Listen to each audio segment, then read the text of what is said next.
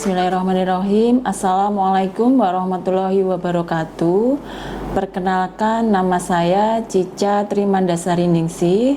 Saya sebagai dosen di Prodi D3 Ortotik Prostetik di Poltekkes Kemenkes Surakarta. NIDN saya 4031058501. Izin, saya ingin menyampaikan pernyataan diri dosen dalam unjuk kerja Tridharma Perguruan Tinggi sebagai syarat mengajukan sertifikasi dosen pada tahun 2025. Sebagai dosen, saya berkomitmen penuh dalam menjalankan tugas Tridharma Perguruan Tinggi secara terintegrasi satu sama lain antara pendidikan, penelitian, dan juga pengabdian masyarakat. Kontribusi saya di dalam bidang pendidikan sebesar 50%. Tugas utama saya yaitu mengajar, membimbing tugas akhir, membimbing akademik, dan juga menyusun bahan ajar. Baik, kontribusi saya dalam penelitian sebesar 30%. Penelitian saya mayoritas pada lingkup ortosis, baik itu lower limb ortosis, upper limb ortosis maupun spinal ortosis.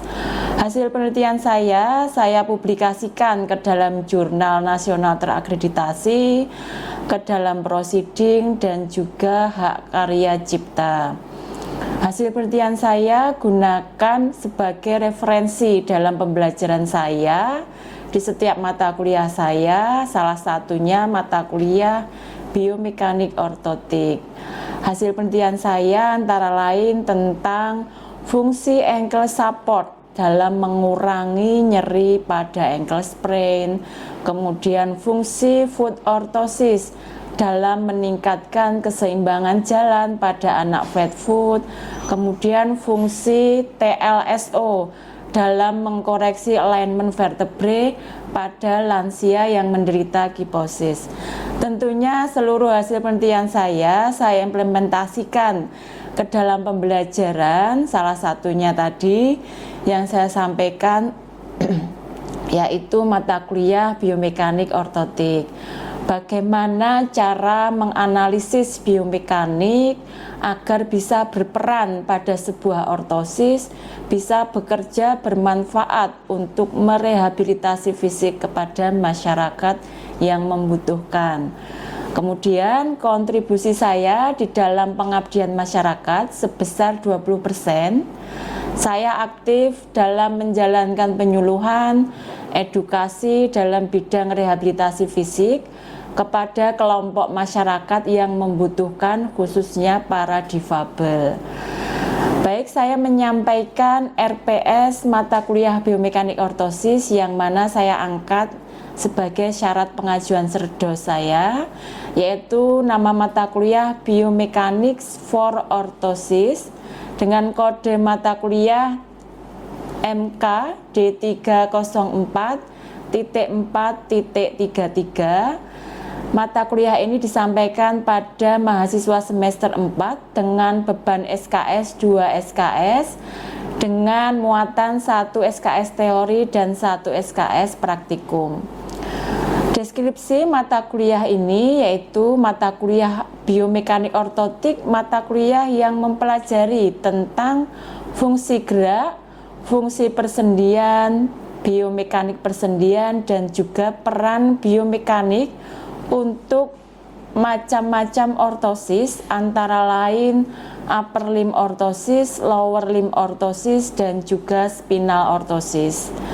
Capaian pembelajaran pada mata kuliah ini yang pertama, mahasiswa mampu memahami biomekanik ortosis dasar.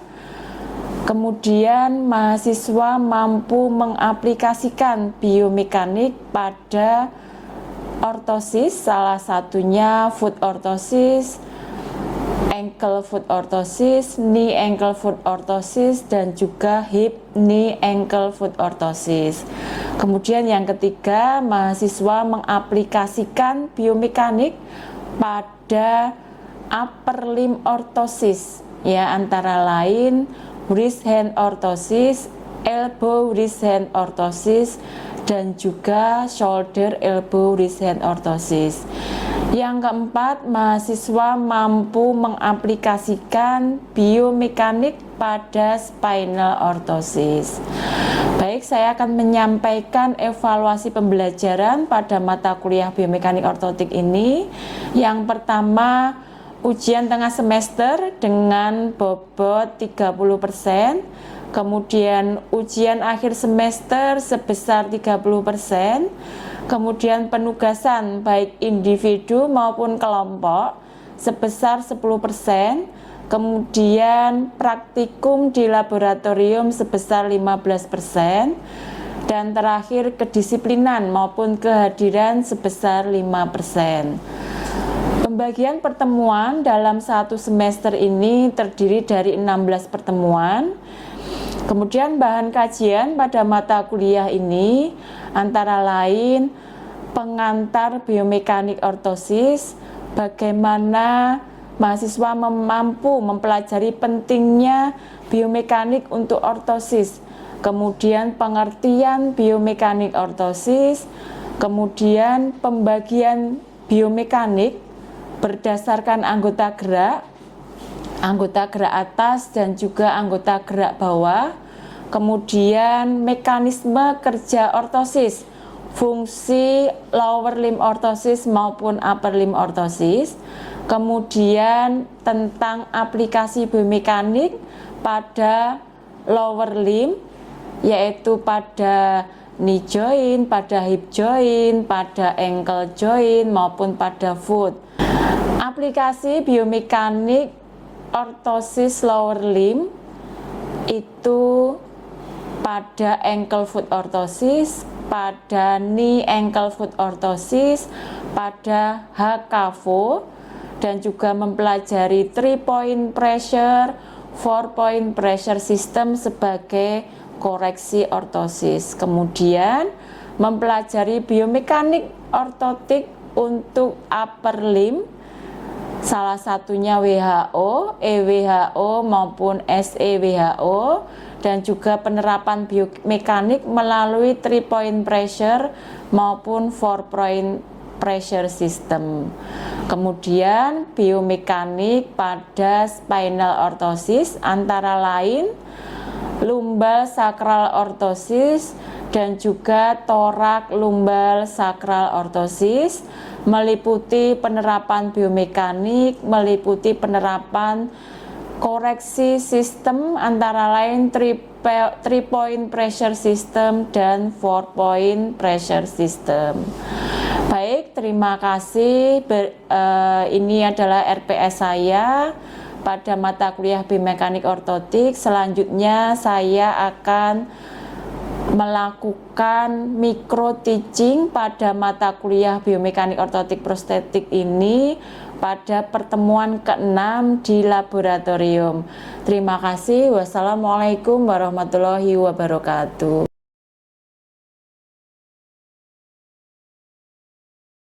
Oke teman-teman, selamat sore semuanya. Sore Bu. Ya, assalamualaikum warahmatullahi wabarakatuh. Waalaikumsalam. Ya, ketemu saya Bu Cica ya, ketemu lagi. Kali ini pertemuan ke-6 ya teman-teman ya. Pertemuan ke-6 sesuai RPS kita akan mempelajari tentang biomekanik pada KAFO. Nah ini saya sudah membawa contohnya. Teman-teman, kira-kira nih patologi apa atau deformitas apa yang membutuhkan pelayanan KAFO? Izin menjawab Bu. Ya. Patologinya biasanya post polio paralisis. Ya, betul. Post polio paralisis. Itu polio paralisis itu masih ada angkanya di Indonesia ini, walaupun saat ini pemerintahan sudah membuat program pemberantasan polio ya, namun sindromnya masih tetap ada di pasien ya. Jadi pasien mengalami kelumpuhan sampai seumur hidupnya, walaupun penyakitnya polio itu sudah sembuh sejak dia bayi dulu, karena polio itu menjangkitnya saat anak usia balita ya, di bawah 5 tahun. Nah, tetapi selalu membutuhkan pelayanan kita sebagai ortotis, prostetis untuk membuat kavonya. Oke teman-teman.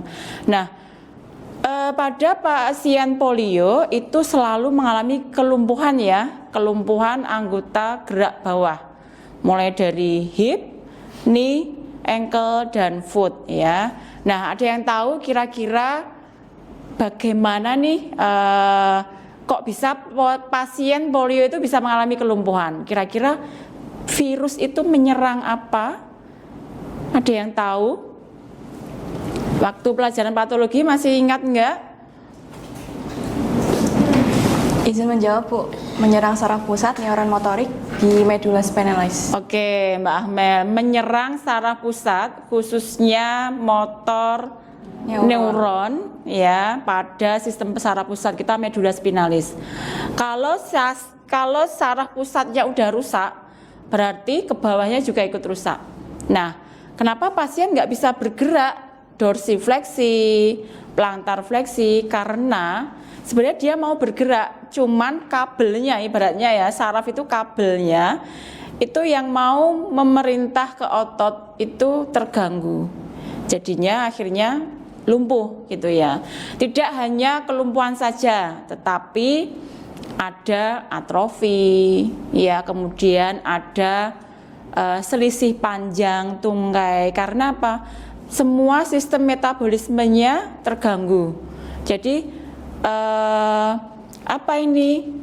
Nutrisi, gizi, kalsium yang dikonsumsi tidak bisa terserap oleh tulang. Makanya tulangnya yang satu tumbuh normal, misalnya yang kiri, yang kanan yang kena polio dia nggak bisa normal. Jadi nanti kita lihat ya ke pasien. Jadi ada selisih panjang tungkai dan juga atrofi dan juga kelumpuhan. Oke, nah kalian masih ingat nggak ini kavo ini fungsinya apa aja? Fungsi dari kavo atau ortosis sendiri itu ada 4 Ibu. Ya. Ada koreksi, relief, kompensasi, sama fiksasi. Oke, yang pertama fiksasi. Fiksasi itu artinya luas, ya, kontrol motion, kontrol movement, stabilisator, imobilisasi, gitu ya. Kemudian relief itu mengurangi nyeri apabila ada harus dipindahkan tumpuan. Kemudian kompensasi. Nah, bisa jadi satu pasien polio sindrom itu menggunakan kavo, kavonya bisa sebagai koreksi, lebih dari satu fungsi bisa.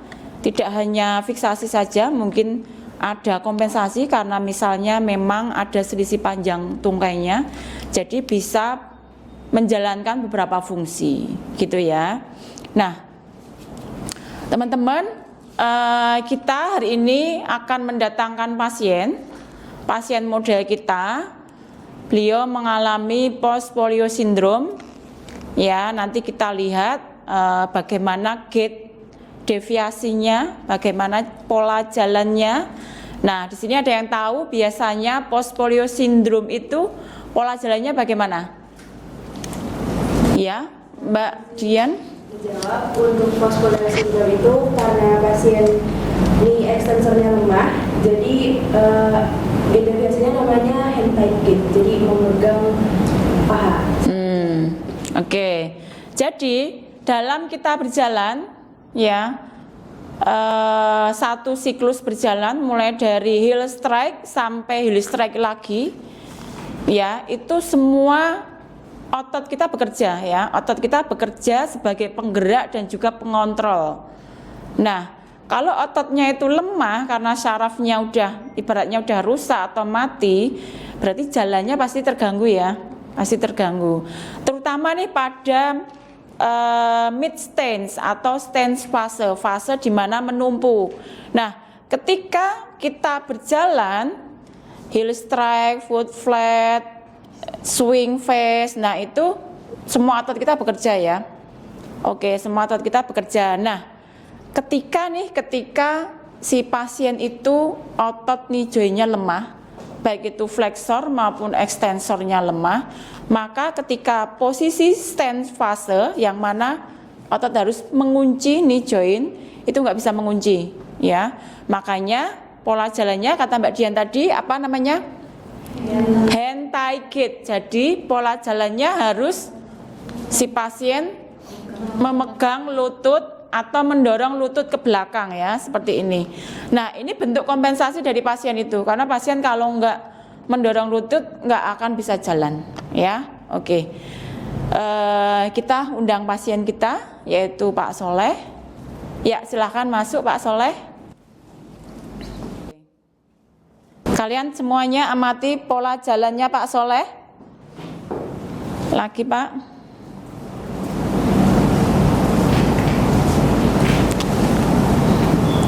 Nah, oke, silahkan duduk.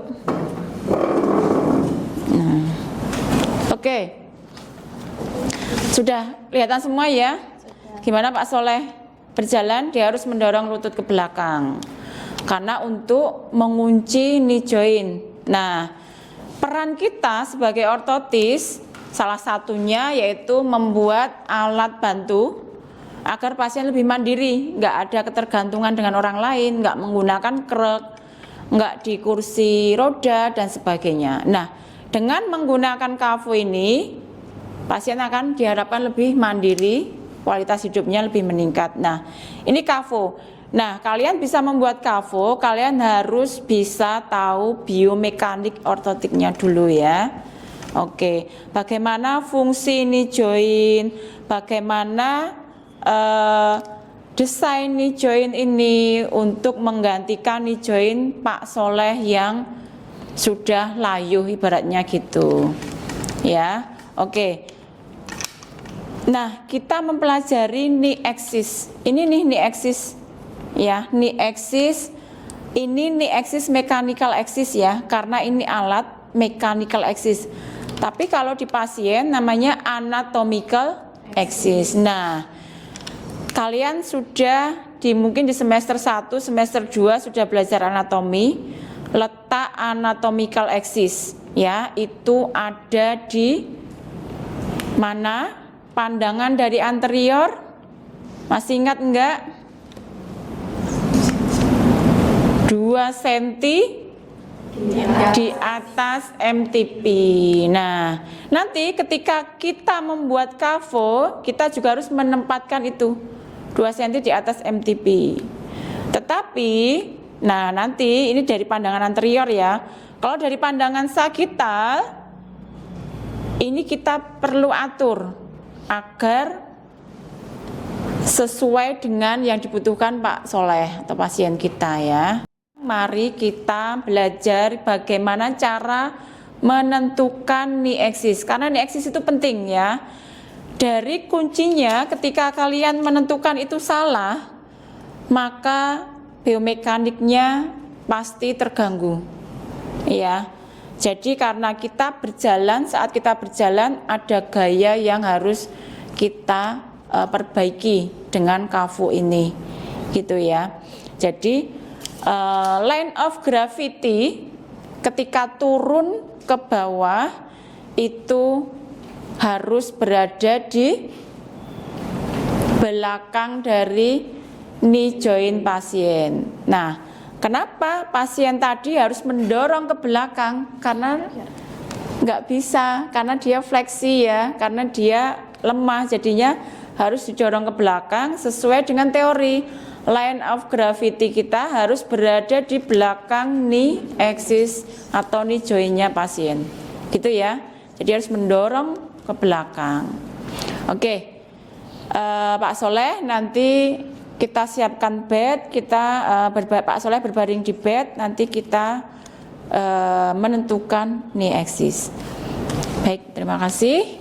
Ya, teman-teman kita lihat ya tungkai Pak Soleh, bisa kalian inspeksi ya kan, periksa pandang di mana tungkai kanan lebih besar daripada tungkai kiri. Dan juga ada selisih panjang ya, ada selisih panjang. Nah, kelihatan ini juga ada kontraktur, ada lengkung. Jadi nanti harus diberi penekanan seperti ini ketika pencetakan ya. Oke teman-teman, di mata kuliah ini kita nggak membuat proyek ya, kita menerapkan biomekanik ya kan. Biomekanik itu apa? Ya kita fungsi KAFO itu merupakan keseluruhan biomekanik, kenyamanan ya kan, terus kemudian panjang pendeknya, itu semuanya fungsi menjalankan fungsi biomekanik ya. Oke, yang pertama ketika kita akan menentukan knee axis pada KAFO, kita harus patokannya knee axis pada anatominya ya kan. Yaitu pertama kita mencari MTP dulu ya. Gimana cara mencari MTP? Nah, pasien sedikit kita fleksikan. Oke. Sedikit kita fleksikan, kemudian kita meraba sekitar tendon patella ke medial, ke arah medial ya. Kemudian kita palpasi arahnya naik turun. Nah, yang namanya MTP ketika kita fleksikan, MTP itu terasa cekung, ya cekungnya walaupun nggak dalam, tapi dia terasa cekung dan landai ya. Jadi harus peka. Kalau nggak peka, kalian nggak tahu bedanya mana MTP, mana yang tuberositas medial ya. Jadi harus posisi fleksi. Nah, di sini letak MTP, medial tibia plateu. Nah, kemudian kita kembalikan, kita mencari apa? Berapa senti tadi? 2 senti di atas MTP. Mbak minta tolong ambilkan penggaris, Mbak.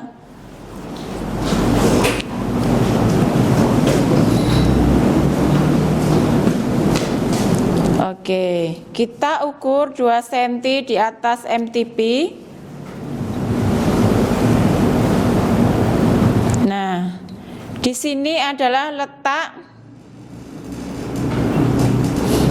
mechanical axis pada KAFO nanti. Jadi ketika kalian nanti assembly dengan shell plastiknya dan juga komponen sidebarnya, harus kepala join itu harus diletakkan di sini ya, 2 cm di atas MTP. Mbak ambilkan KAFO-nya, Mbak.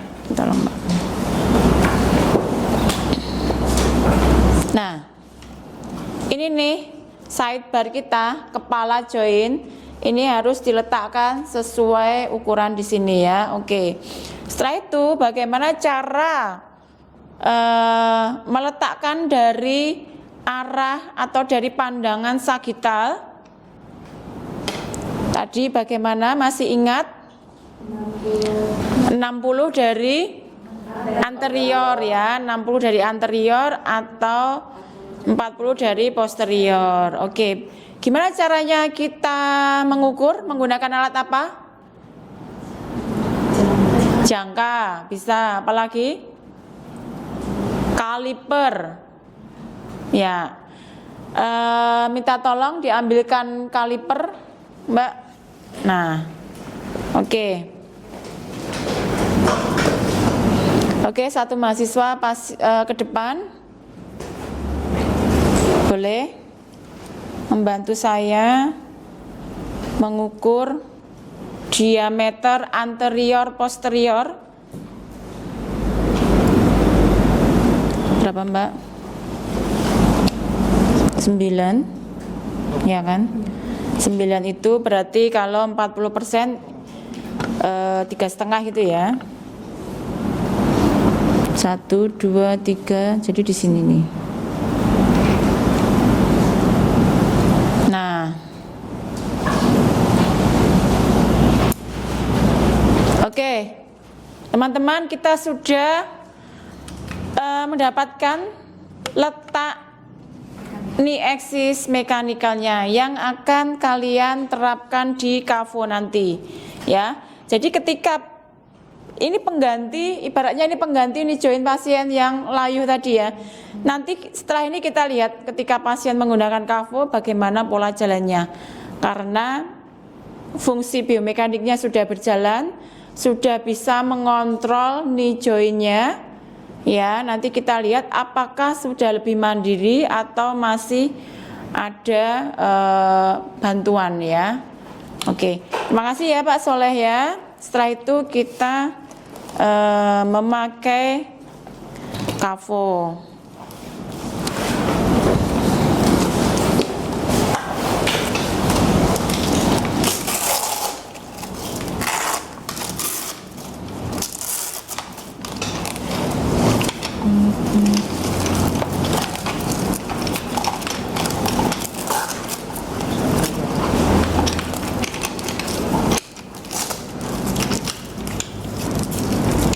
Ya, Pak Soleh, kita latihan jalan menggunakan kafo.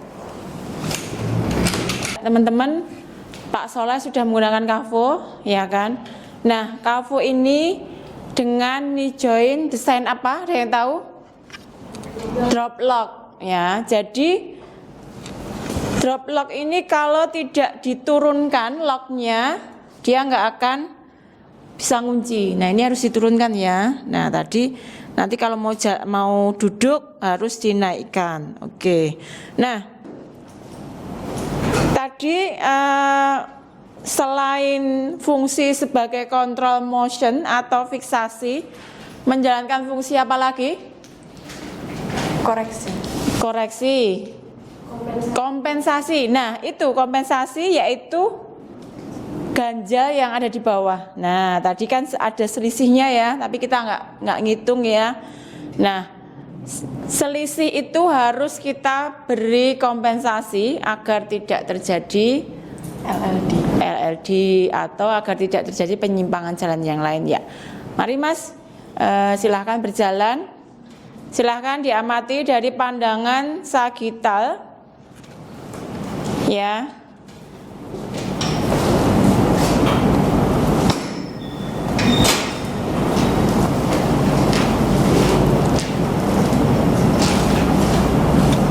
Oke, sekali lagi.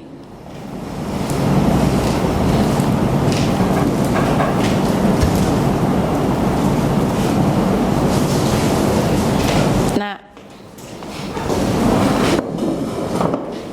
oke, silahkan duduk. Nah, ketika pasien mau duduk, locknya harus dinaikkan, harus diangkat. Itu namanya drop lock ya. Fungsi ngunci ketika dia drop, jatuh ke bawah, ketika mau duduk atau fleksi dinaikkan. Oke, ada yang bisa menyimpulkan perbedaan sebelum dan sesudah menggunakan kafo?